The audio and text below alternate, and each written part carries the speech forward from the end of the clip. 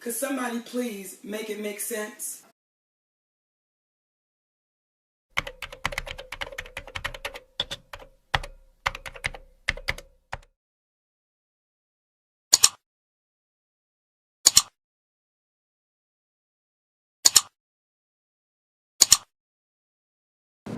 Hi everybody, welcome to A Pop of Culture. I am your host, the Esoteric and Facetious, and this is A Pop of Culture, where I speak on pop culture, social justice, and the human experience from a Black, bisexual, millennial perspective. Everything I say should be taken with a grain of salt, as I'm simply a college student with access to a recording device and the internet. With that being said, my youth shouldn't be your sole reason to critique my views unless it's truly relevant. If you disagree, let's have a civil conversation in the comment section below.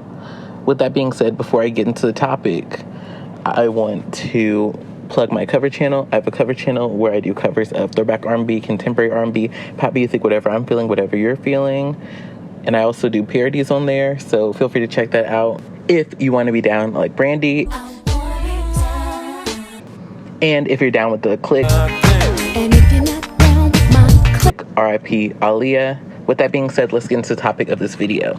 So, as I always feel like I say when I'm doing a problematic tweet of the day, you know, I'm just minding my business, scrolling through social media, and I see some foolishness. See, my days are cold without you. And today is no different.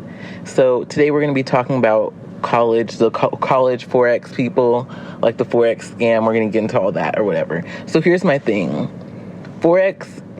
I think Forex is an opportunity. I'm not someone, like, pretty much, if y'all are not aware, Forex, which I think stands for foreign exchange, is a way where people can, you know, make money online. It's a way for people, you know, the way that a lot of college students sell it is it's a way to be kind of, you know, be a quote-unquote entrepreneur, to be your own boss, to, you know, make your own hours, stop working for the man, you know, get something for yourself, you know, build that generational wealth. And I've actually been watching a lot of videos from, like, about the whole Dana Chanel drama.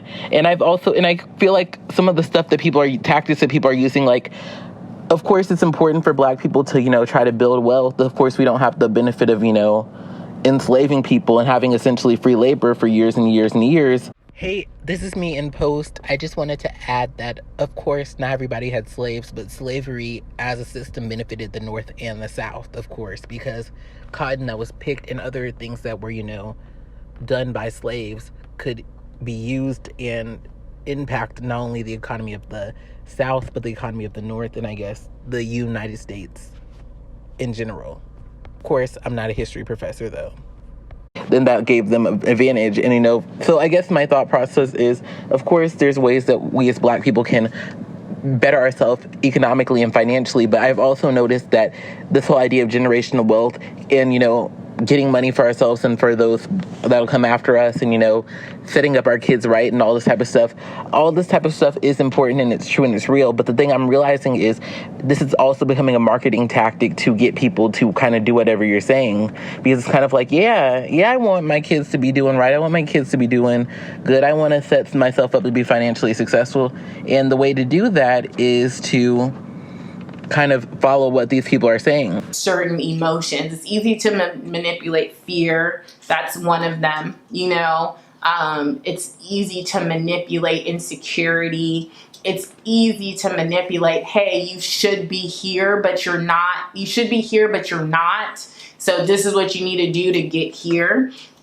Scarcity. Things going on sale. You have to, like, execute this in the next 20 minutes or you're done. The opportunity never, whatever. Race baiting. Look, all of this Black wealth, generational wealth. Please, like, hear me, because I feel like this can be taken out of context. I'm pro all of those things, right? But I think that a lot of the conversation gets lost in, like, the nuance, and there are emotional phrases that people will use that you should be able to kind of, like, step back, disassociate, and evaluate the opportunity. And so, you know, talking about, like, building community and stuff, like, someone with nefarious motives, right, knows that is the formula to get you to believe them, right? Because if I'm just sitting here talking about Black wealth, Black this, Black that, but I never provide any like technical know-hows or case studies about like stuff that I've done, or I don't have like, you know, testimonials from people outside of my organization, you should probably be like, what is going on? It's marketing. Give people a problem and give them a solution. And the smart thing is with college kids, they already have a problem. A lot of college kids are taking out loans. A lot of college kids, you know, they're so busy with classes, they may only be working 20-hour weeks, you know, and with, you know, these people 18 to 24 being a large, you know, demographic for, you know, consumer goods, you know, there's always something, you know, whether it be AirPods, whether it just be, you know, the new pair of shoes, you know, something to wear for, you know, the gathering, you know, there's a lot of parties and stuff, you know, people want to pledge. There's a lot of reasons why people would want to save money or have money in college. So you already have the problem of college people who are broke, and a lot of people who are college students, you know, until they graduate, a lot of people are not going to be working in positions related to their field of work. So they're going to be working a lot of service jobs, like, you know, working at a movie theater, working at a fast food restaurant, working at a retail. So there's a lot of people who are going to be dissatisfied with their work, dissatisfied with the amount of money they're making, and wanting more for themselves. So you have a prime audience of a lot of people, right? So here's what the Forex people, and we're going to get into the tweet, but basically here's what a lot of Forex people do on social media. And I guess I'm going to break it down a little bit. I don't necessarily think it's a full-on scam, but I guess all this is going to be important. So basically, these people on social media, and the tweet I'm going to show you is kind of going to show you this, but basically what you'll see on social media is, you know, these people online, and basically they'll be saying, you know, negative things about people who work 9 to 5s and saying, you know, how can you live making somebody else's dream come true? How can you work making someone else's dream come true? I'm going to read the tweet that kind of started this video, since it's, of course, very relevant to why I filmed this video. So let's see. So it says, I told my friends about my old job and everyone rushed to apply to it. I tell people about Forex and everyone wants to see my bank account first. Why is everyone so quick to build someone else's dreams but never their own? So here's my first issue with Forex. So basically with Forex, here's how it works from what I know as an outsider. I'm not someone who's done Forex, and I'm probably not going to be someone who does Forex. We'll see. But basically with Forex, here's what happens. And this is why I don't trust it. So basically with Forex, for you to get involved in there, you have to pay a certain amount of money to get, I guess, an enrollment fee, and then basically you're going to get a call to get that enrollment fee and that call, and basically that call registration fee, whatever you want to call it, they're gonna tell you, okay, this is how it works. I'm gonna, you know, be your coach, or I'm gonna do this. All you need to know how to do is copy and paste what's in the signal. If you've ever cheated off somebody's test in school, this is for you. Because this method is so simple, this allows you to earn money while you're learning. So how do you become a part of this opportunity? We got 5 requirements.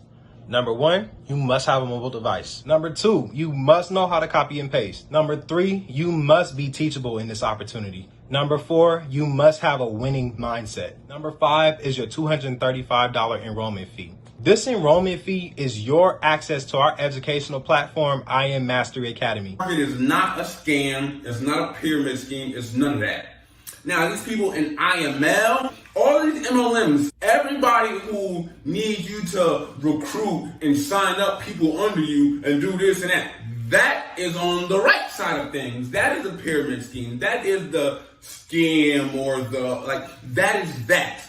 I don't do that. I never will. You cannot convince me to do it. I will never do it. I don't care how, MLM people come to me like, oh, you got over 200K followers on Instagram and Twitter and Facebook and all that extra stuff, so you make a killing. And this is how it's going to work. This is how we're going to do it. And, you know, here you go. So here's why I kind of feel a way about Forex. The reason why I feel a way about Forex is I think that a lot of the strategies that are used in Forex are very similar to strategies that we see with multi-level marketing. Because with multi-level marketing, basically with Forex, it's because the factor that a lot of people use to qualify if something is an MLM is if there is more money to be made recruiting people rather than selling the product, if there's more incentive for recruiting people, because that shows that it's not really about selling the product. And in the way that I've seen Forex being marketed on social media, it's not a passive thing. Like, for example, some people will sell NutriBurst or, teas or different things like that. And they'll just kind of say well, if you want to try it, then, go ahead. I have a code right here. But the way that I see Forex being marketed is whoever's watching this is insufficient. You're not enough. Whatever you're doing, your 9 to 5, your little whatever you're doing, it's not good enough. You know, you're not making enough for generational wealth. You're making somebody else's dream come true. You're not doing anything. If you're not doing Forex, if you're not with us, you're missing out. This is the best thing since sliced bread. This is the best financial opportunity you'll ever come across. And like I said with the tweet, it's like, basically the idea with Forex is these people are trying to sell this fantasy of, this is the best thing that has ever happened to me. This is a wonderful opportunity. And if you're not doing this, you're basically stupid. You're dumb, you're stupid. So basically, what is my problem with Forex? My problem with Forex is, from what I've seen, there's different positions you can get in Forex. And from what I've read online, those positions aren't necessarily due to your merit and how good you are personally at trading. It comes off like these positions that you get in Forex are because you have people under you. So that means you may have gotten 10 people to call under you, and now maybe every month you get a certain payment based on how much money they make, or also just, because they're signed up under you. So I guess my thing is, here's the issue I start to see. It's seeming to me like a lot of these Forex people, what they're doing is they're selling this lifestyle of, I'm living this life of luxury, and I'm just, buying every car, buying every shoes, hashtag Forex funded, right? And the reason why I'm doing that is so you feel inadequate. You feel like, your little 9 to 5, your little desk job that you're doing, just to, have a little something to call your own while you're in college, just to, help pay your off-campus rent, whatever you're doing, you're gonna, they're just trying to make you feel inadequate so that you'll pay that $200 so then they can get a certain number of people under them so they can kind of, they can get that paycheck every month, and that paycheck can get fatter and fatter and fatter. So here's my issue with this problematic tweet. Let's go into it one more again. Let's see. It reads, I told my friends about my old job and everyone rushed to apply to it. So my thing is, the reason why people rush to apply to the job is because, and I'm not trying to be shady, but, this person worked at a fast food position. And every day, only at Zaxby's. So my thing is, they told everybody about their old job. I mean, they're all teenagers. The reason why they rushed to apply to the job is because you probably said they were hiring, and because there's a guarantee of a paycheck. There's a guarantee if I join this fast food restaurant, if I'm employed here, I will work my hours and I will get my paycheck. So that's the reason why they rushed to apply for it. And they knew you probably would put a good word in for them, and they probably knew that it was hiring. So this individual says, I told my friends about my old job and they rushed to apply it. Then she says, I tell people about Forex and everyone wants to see my bank account first. And the reason why, and here's the issue I have, because that's the thing I don't like with some of these tweets, because they know why people want to ask for their bank account. People want to ask for your bank account because y'all sit here and act like you're, living lavish. You're living like Beyonce and Jay-Z. People to the company. Mentors and other leaders were asked to live their best life and show it.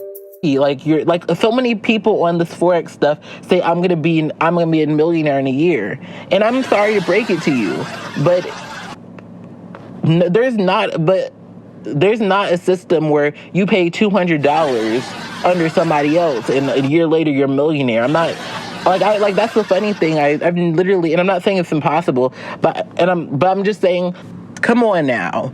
$200 down, and someone else, and basically that's another thing, they'll talk about all you have to do is copy and paste, the trades that someone else is telling you about. It's kind of like, if you're receiving all this instruction from somebody else, I feel like for someone to become a millionaire, for you to be a millionaire, you need, I feel like there has to be the majority of the work has to be coming from you and your team, not just copying and pasting somebody else's. Because, see, that's the funny thing. A lot of these people who bash on the 9 to 5 jobs and you're making somebody else's dream come true. It's like y'all are making somebody else's dream come true, boo. Because your $200 went to help somebody else. And this is never-ending cycle. And while you're trying to get somebody else to get their $200 into you were and I'm not trying to shade y'all but just like you're trying to make someone your chump, you were somebody else's chump. And I'm not saying that you can't make money through Forex, but I guess the funny thing that I think is so funny is Sis said, people want to see her bank account, and it's because these Forex people, they'll say hashtag Forex funded. And it's the gag is, People say this is Forex funded, this is Forex funded. And it's kind of like, for the first, like the big sign that shows me this is it's kind of like, and I've seen this with alleged MLMs like LuLaRoe, because I'm not sure if, calling something an MLM. I'm like, I don't know if that's legal. I don't know. But my thing is with LuLaRoe, they tell the employees, or I don't even know if you can consider them employees. They tell the sellers to buy lavish stuff to make people to sell this fantasy of, oh, LuLaRoe is the greatest thing ever. They tell them to treat themselves, to buy a new car, to buy new clothes, because they need to keep up this image that LuLaRoe is a productive and that you're benefiting from having LuLaRoe. And likewise, it seems like with the Forex funded, you have to, have the flashy car, pose in front of the flashy car, and, just always look like you're, even if those aren't your clothes, even if, you wear those clothes only on special occasions, you have to sell this fantasy that this is what it is and this is what you can do. And that's the thing that kind of bothers me with things like Forex. Like, my thing is I'm not saying you can't be a young millionaire and you can't be successful, because you can. But it's like, if you individually as a person, your friend, Sally, Mo from down the street, y'all y'all putting in $200 a piece and thinking you're each going to become independently wealthy is laughable. It's laughable. But now let's get to the last part of the tweet, because I guess my thing is, like I said, I don't like the way that this person kind of phrased things, because it's like I don't like the why everyone who does Forex, they will say Forex funded. But I guess, like I said, the first thing that bothers me and the first red flag is the fact that nobody's being financially conservative and saving. My thing is, I would respect Forex and I would be more believing in Forex if a lot of Forex people were saying, I just saved up, I already saved up half the money that I need to pay off my student loans. That would show me, okay, these people are making wise financial decisions. This may be something I want to become a part of. But when they're just, flexing and, oh, I'm gonna get this car and I'm gonna get that car, it's like a lot of these people, it's like these new luxury vehicles, it's like, from what I've heard, it's like you drive them off the lot, they depreciate in value. So it's like, are you really doing that much to help your name? And especially too, it's like, especially with COVID and stuff, you're a college student who's about to graduate. Is buying a fancy car really the most financially wise decision you can make that's going to invest in your future, since y'all know so much about finances? I think it's just honestly a lot of flexing on social media, trying to make it appear that you're living this certain lifestyle. Because that's the thing, with all these people who are doing the Forex, I very rarely see them actually showing purchases that they've made. And those purchases that they've made, even if they are making a decent amount of money, don't usually seem to be things that are going to serve them in the future. It doesn't ever seem like, I decided to invest, I got this Forex money and now I'm going to invest in my education even further, or I'm going to, pay back my student loans. It's always got to be something flashy, I got this new bag, I got this new thing, these luxury items that a lot of times, people who are new into money or people who idolize money would buy, the stuff that the person who won the lottery would buy, but not necessarily the person who got an inheritance. So here's my thing. Like I said, I think that there's obviously a potential for people to make money on Forex. Otherwise, I feel no one would do it. But I guess the concern that I'm having is the same people who hate on these 9-to-5 jobs, these hourly positions. I can go to Ross and ask them how much they pay an hour. And there's no ifs, ands, or buts about it. You may get a raise. You may, somebody may say, I'm used to making $11 an hour. I'm used to making $12 an hour. And they may get that. Or they may say, I've got kids, whatever. I need this amount of money a month, But usually, otherwise, other than that, a lot of companies, these hourly positions and stuff, they will put how much they pay on the application, on the flyer. And even if they don't, I'm getting a check every week or I'm getting a check every 2 weeks. But with this Forex and stuff, the same people who are, trying to pressure people to pay $200, which could be a good bit for college students who work, a lot of times who work 20-hour weeks so that they're not missing out on their studies. You want them to pay the $200 so you benefit, but the reality is you're benefiting more than they are, and you have nothing to prove for it, because the second that you say everything is #Forex funded, but the second anyone asks you to show them any numbers, how much did you get paid this week? How much have you been making so far? You don't have anything to say, and you get annoyed. it's all cool and fine when you can take their money, but the second that you have to show what their money's being given to you is going to give to them, is an issue. The last thing I'm going to tackle is this whole idea of you're making somebody else's dreams come true. And here's the biggest issue I have with this. I don't like this idea this idea that, you know, these things are mutually exclusive. Like either A, I'm making somebody else's dreams come true, or B, I'm making my own dreams come true. Now, I will say with a lot of these hourly positions, like where I feel like, you know, the movies, retail, like a lot of these positions, I'm gonna be real and say I don't think there's a lot of people out there whose dream in life is to be a cashier or to be somebody who, you know, is a burger fryer, whatever you call them, like a burger boy at you know, McDonald's. I don't think that that's a lot of people's life dream. So my thing is, I do think that, you know, in some ways you're probably your work is somewhat making somebody else wealthier. But I guess the thing that I feel like the issue I kind of have is with most businesses, you're making with a lot of job positions, if you're working for a company, your work is also benefiting the company, but it's benefiting you at the same time. So that's the thing I think that a lot of people don't understand who are like in this Forex type of mindset. Somebody could be working an hourly position, but I think first and foremost, I think that we have to understand that not everyone's primary goal in life is their work. Like some people take a lot of more value into their relationships and, you know, their job as a parent, you know, like a lot of people will say, you know, being a parent's is the most important thing I've ever done. So some people, I think the first and foremost, I want to kind of debunk this idea of you're making somebody else's dreams come true, because I think some people just go to work, they get their check, and that's enough for them to provide for their family, to pay off their debts, you know, and to get them what they need in life. So I think first and foremost, this idea that, you know, it's one or the other is foolish, because like even if I'm making somebody rich, I'm also making myself financially stable. And that's the thing too, like there's several job positions that are not hourly positions, like well-paying positions where you're making, quote unquote, making somebody else rich. Here's the thing I think people don't understand. For example, let's say you work at Sephora. You're like an average person who likes makeup, and you know, let's say you're like, somebody could say, well, you're making somebody else rich. And the fact is, you know, you working at Sephora is benefiting somebody else financially. But at the same time, if you're passionate about makeup and you get a discount, you get free makeup or whatever, you get to do a job that you're passionate about that makes you feel fulfilled. It's paying to feed you and your significant other, you're paying your kids. Like, I guess there's I think that there's this problem that a lot of people have with this idea of, quote unquote, making somebody else rich. But my thing is, you can, if my work is financially benefiting somebody else, like that's not the end of the world. Because I think that there's this idea that I have to be the top of the food chain. And it's kind of like, I feel like a lot of people sound ignorant with that, because it's kind of like, not everybody's meant to be the person that's in charge. Not everybody's meant to be the CEO. You're making the CEO rich, but the CEO's also created a company that's providing for several people, several jobs, and there's also options for promotion and working your way up.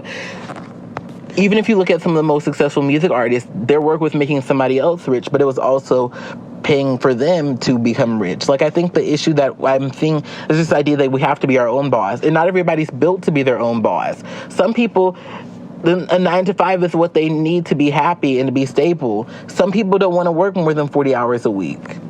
And having that 9-to-5, if you save your money right, you can invest in yourself and make your own business, a real business. Hey everybody, this is me in Post. I want to say you can be your own business owner. You can be your own boss if that's what you want.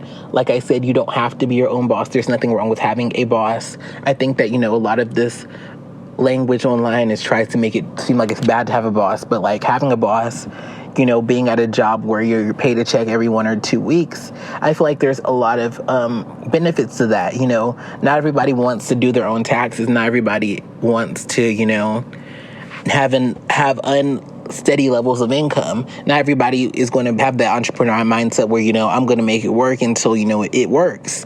So, you know, if you do want to start a business, I would definitely recommend doing your research. Because one of the things I feel is there's a lot of people who are passionate and want to be their own boss, but they kind of get stuck into these MLMs. They get sucked into these MLMs because they think this is the way. But the way is through, you know, taking a course or, you know, doing your research, reading a book, and then finding out how successful businesses work, and then trying to, reverse engineer that for your own business, rather than, trying to create your business and being either an independent contractor or somebody who is under an MLM. So thanks so much for watching. If you do want to become a business owner, please do your due diligence. Please do your research. You can be successful, but you just have to put that research in on the front end so that you can get the result you want. Love y'all. Bye-bye. Thanks so much for watching. Share your thoughts below. Like this video if you like this video. If you made it to this point in the video, comment a thumbs up emoji below, or still here if you are still here. Subscribe if you want to see more, and make sure to hit that bell so you're the first to know when I upload new content. I upload new content every week. And if you're enjoying yourself, and why wouldn't you be enjoying yourself? To the left, there's a playlist of all my video essay podcasts. I have 24 and counting. In the center is a button to subscribe if you just haven't had a chance to subscribe and you would like to. And to the right is a playlist of all of my covers and parodies. So if you are wanting to check those out, feel free to do so. And if you want to support me, if you want to support the show, first and foremost, a non-financial way you can support is just through sharing this video. I can make the thumbnails, I can, make the titles, I can do the tags and do keyword research. But one of the best ways that I can grow my brand is through y'all sharing this content with other people who like this type of content, because I nor you can control the algorithm, but I can control the quality of the content I make, and y'all can, if you enjoy the content, share with people who can like it, so that way, if y'all are feeling it, it's getting put out there, whether, the algorithm favors it or not. Somebody's gonna see it because you resonated with it and you resonated with me, and now you're sharing it with other people. So if that's a non-financial way you can support the channel, and if you do want to support the channel financially, my Cash App is linked in the description of this video. I'm trying to, upgrade my production quality and just, keep growing and expanding and, doing bigger and better. So if you want to help and support that vision, feel free to do so. All those who donate to the channel will be featured in the credits of all of my videos on both of my channels. Thanks so much for watching. Love you all. Bye-bye. See you next time.